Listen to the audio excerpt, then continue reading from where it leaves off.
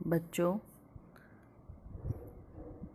Doctor भावना शर्मा, हिंदी विभाग, राजकीय कन्या महाविद्यालय 12। अभी हम बीए तृतीय वर्ष में मैथिली शरण गुप्त द्वारा रचित द्वापर की विधाता काव्य के बारे में अध्ययन कर रहे हैं।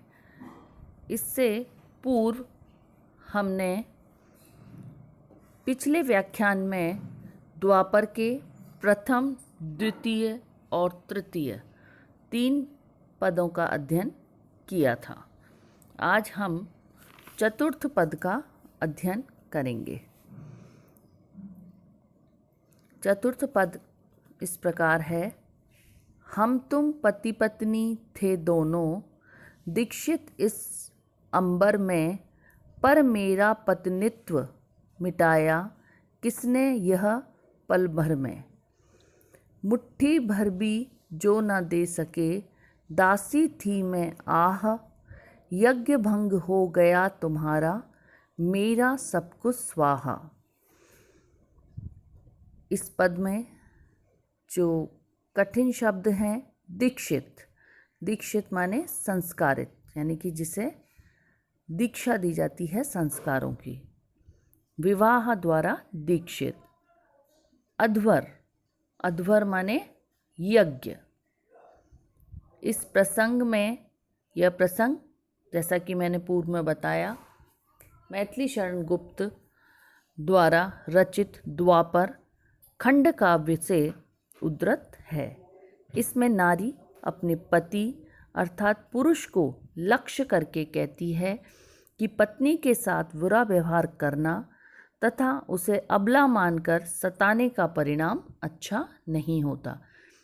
यानी कि पत्नी अपने पति को बोल रही है कि नारी को सताना नहीं चाहिए और उसके साथ अच्छा व्यवहार करना चाहिए, नहीं तो उसका परिणाम अच्छा नहीं होता।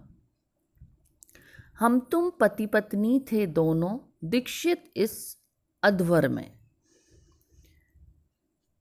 नारी कहती है, जो विद्राता है, त्रासित नारी है, वो बोलती है कि हम और तुम, यानी कि वो और उसका पति, दोनों ही इस सांसारिक जीवन में पति पत्नी थे और गृहस्थ जीवन रूपी यज्ञ के अनुष्ठान के लिए विवाह संस्कार से दीक्षित थे। यानी कि अपन ने जो गृहस्थ जीवन था, उस यज्ञ के अनुष्ठान में जो विवाह संस्कार था उससे दीक्षित हैं, परंतु तुमने मेरा पत्नित्व पल भर में ही अपने गलत व्यवहार से समाप्त कर दिया। हम तो पति पत्नी थे दोनों, दीक्षित इस अध्वर में, पर मेरा पत्नित्व मिटाया किसने यह पल भर में। उसको बड़ा दुख होता है कि तुमने और मैंने जो ये विवाह संस्कार था अपने जीवन रूपी यज्ञ का, उसे अपने गलत व्यवहार से कुछ ही पल में समाप्त कर दिया। मुट्ठी भर भी जो ना दे सके, दासी थी मैं आह, यज्ञ भंग हो गया तुम्हारा, मेरा सब कुछ स्वाहा।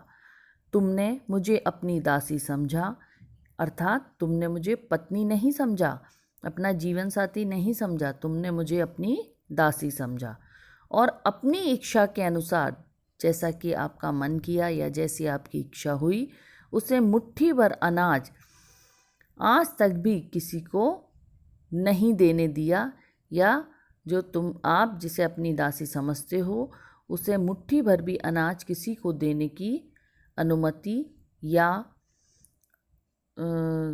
अपने मन से कोई कार्य करने की अनुमति नहीं है। इस प्रकार तुम्हारे कठोर व्यवहार के कारण मेरा पत्नी धर्म विनिष्ट हो गया। यह गृहस्थ जीवन रूपी पवित्र यज्ञ भंग हो गया और तुम्हारा मेरा गृहस्थ जीवन का जो साहचर्य निभाने का संस्कार था वह सब कुछ स्वाहा हो गया। इसमें विशेष के रूप में आप लिखेंगे कि पति पत्नी या नारी पुरुष की व्यंजना अपनी गरिमा को बनाए रखने की व्यंजना हुई है। रूपक अलंकार का प्रयोग हुआ है। शब्दावली में तत्सम और छंद इसका ज्ञेय है। पुरुष वर्ग द्वारा विवाह संस्कार को अपने आचरण से समाप्त कर देना तथा सहधर्मिणी पत्नी के साथ दुर्व्यवहार करना अनुचित बताया है। वह गुण जिसने तोड़ा जिसमें यह जोड़ा जकड़ा था, नर झकझोर डालने को ही क्या यह कर पकड़ा था। कामुक चाटुकारिता ही थी क्या वह गिरा तुम्हारी, एक नहीं दो दो मात्राएं नर से भारी नारी। इस पद में गिरा यानी कि वाणी, गुण रस्सी की डोरी या अच्छाई का प्रतीक, कर माने कि हाथ। प्रस्तुत पद मैथिली शरण गुप्त द्वारा द्वापर से रचित, अपन उसी को पढ़ रहे हैं।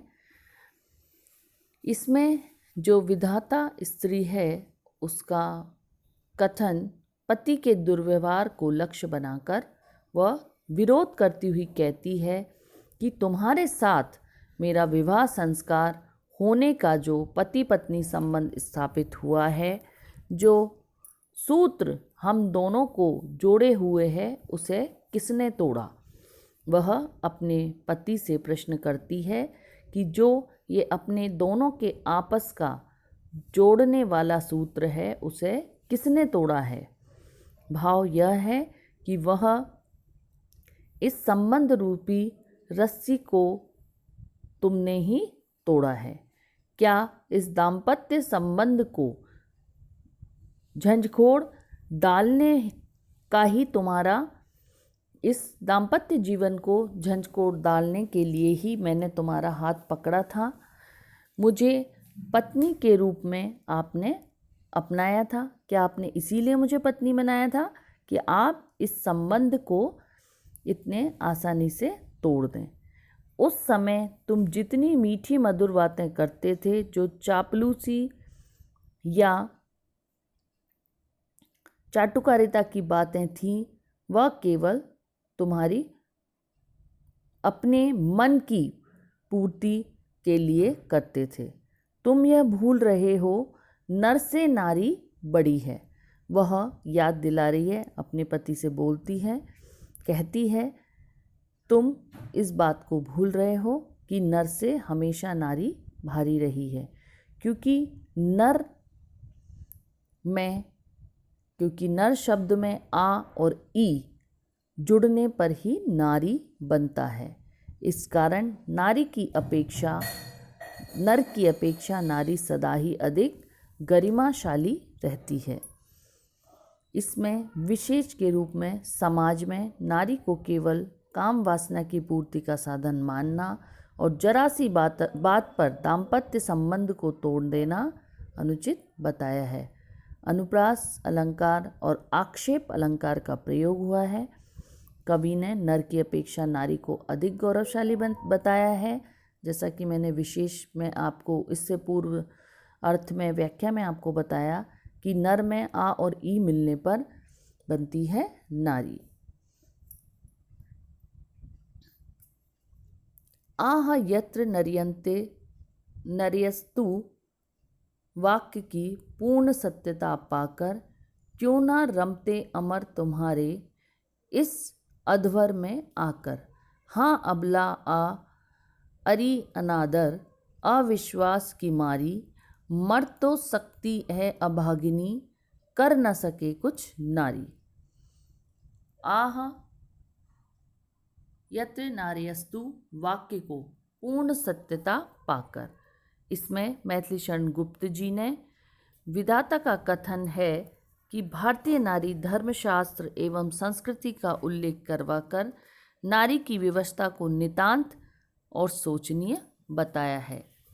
इसमें कवि कहते हैं कि विधाता कहने लगी कि मनु स्मृति तथा भारतीय संस्कृति में यत्र नार्यस्तु पूज्यन्ते इत्यादि वाक्य के द्वारा नारी सम्मान का जो उद्घोष किया जाता है, यदि इस वाक्य को पूर्ण रूप से सिद्ध किया जाए तो देवता तुम्हारे इस यज्ञ को नहीं मानेंगे, क्योंकि तुम अर्थात तुम नारी से इस प्रकार का व्यवहार करते हो, क्यों आनंदित होकर सम्मिलित नहीं होंगे। अर्थात नारी या पत्नी का सम्मान करने पर देवता भी अपनी प्रसन्नता प्रकट अवश्य करेंगे और यज्ञ भाव का अंश ग्रहण करने आएंगे। परंतु दुख की बात है कि अब नारी को अबला मानकर उसका अनादर किया जा रहा है, उस पर अविश्वास का लांछन लगाया जाता है। इस कारण अब अभागिनी नारी भले ही प्रणांत कर सकती है, परंतु इस संबंध में अर्थात पुरुष वर्ग के आचरण के संबंध में कुछ भी नहीं कर सकती। यही नारी जीवन की विडंबना है।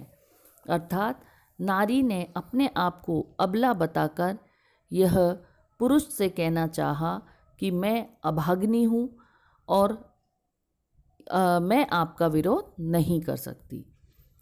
विशेष के रूप में पुरुष वर्ग नारी से हमेशा दुर्व्यवहार करता आया है, उसकी अशक्त अभिव्यक्ति हुई है। भारतीय संस्कृति का मूल नारी की सम्मानित स्थिति की ओर संकेत किया है। आक्षेप अलंकार का प्रयोग हुआ है। छंद की लय, गति और मात्रा योजना उचित है। तो आज हमने द्वापर के चतुर्थ, पंचम और षष्ठ 3 पदों की व्याख्या के बारे में पढ़ा और उसके बारे में जाना, उसके कठिन शब्द, उसकी व्याख्या, उसके विशेष प्रसंग, संदर्भ सभी आज मैंने आपको बताए। धन्यवाद।